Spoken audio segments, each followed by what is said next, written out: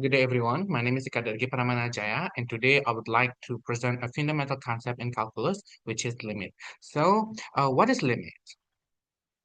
Essentially, a limit describes the value of a function approach as the input variable get closer and closer to a certain number. In mathematics, limits are crucial because they form the foundation basis of calculus, including derivative and integrals. The mathematical notation for a limit is written like this: the limit of f of x as x approach c equals L. So next, we're going to understand this better. Let's consider a simple function like f of x equal to x plus 1. Suppose we want to find the value of the limit of 2x plus 1 as x approach 2. Let's examine the value of x close to 2 using a table. If we approach 2 from numbers smaller than 2, like 1.9 and 1.99, the function outputs become 4.8 and 4.98. If we approach from number larger than 2, like 2.1 or 2.01, the outputs are 5.1 and 5.01. As you can see, uh, as x get closer to the value of f of x get closer and closer to 5. So therefore, we can confidently state that uh, the limit of 2x plus 1 as x approach 2 equals to 5. All right.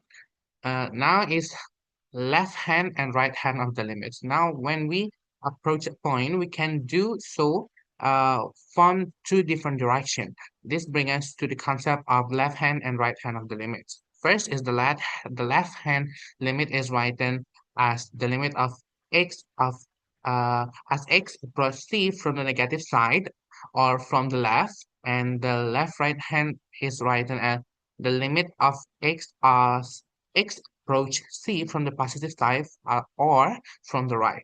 An important rule to remember is that two-sided on limit only exists if the left hand limit equal the right hand limit. Mathematically, we express this equivalence as the limit of x as x approach C equal L if and only if the limit of x as x approach C from the left equals the limit of x as x approach c from the right, which both equal L.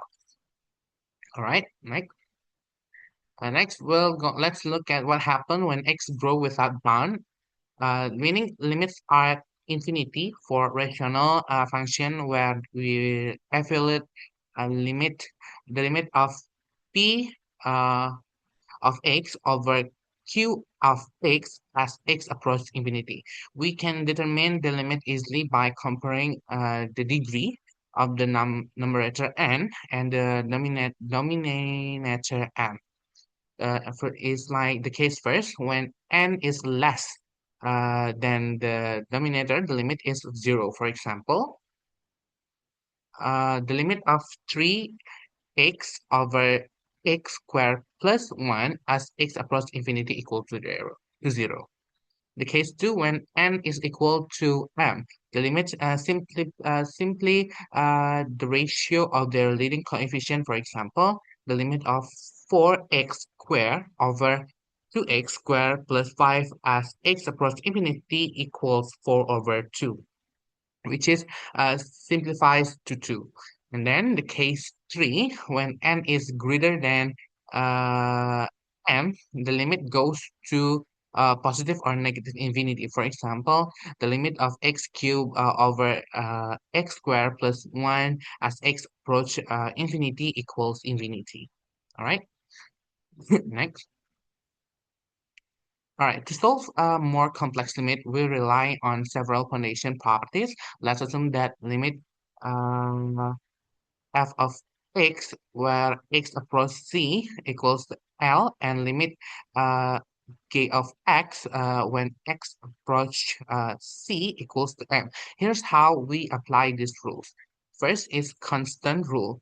The limit of x, a constant k as x approach c is just k. And then the identity, the limit of x as x approach c is c. And then sum rule, the limit of x of uh, the limit of x plus g of x is L plus M. And the difference rule, the limit of f of x minus g of x is L minus M. And then the product rule, the limit of the product of f of x and g of x is L times M. And then the question rule, the limit of f of x over g of x is L over M, provided M does not equal to 0.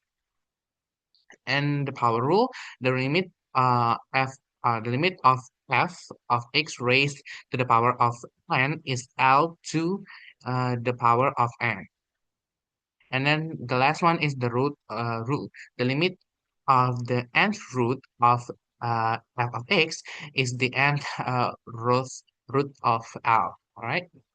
Next. Next is the method.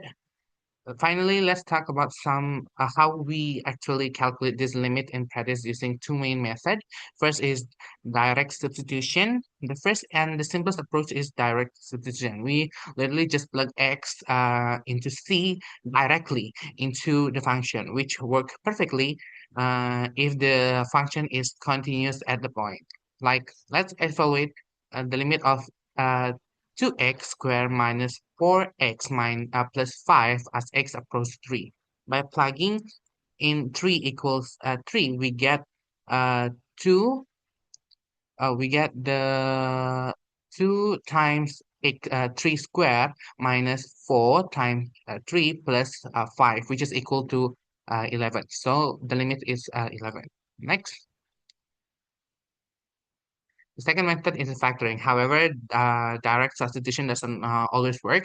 Sometimes it results in an indeterminate from like a 0 over 0, uh, indicating a hole in the graph. When this happens, we use factoring to simplify the expression. So, like, let's evaluate the limit of x squared minus 4 over x minus 2 as x approach 2. All right. If we try direct substitution here, we get like 0 over 0. So to fix this, we factor the numerator, x squared minus 4 over x minus 2 equals x minus 2 times x plus 2 all over x minus 2. We can cancel out the common term x minus 2. Now we can safely apply direct substitution to the remaining part. So we're going to get, therefore, the limit is 4, right?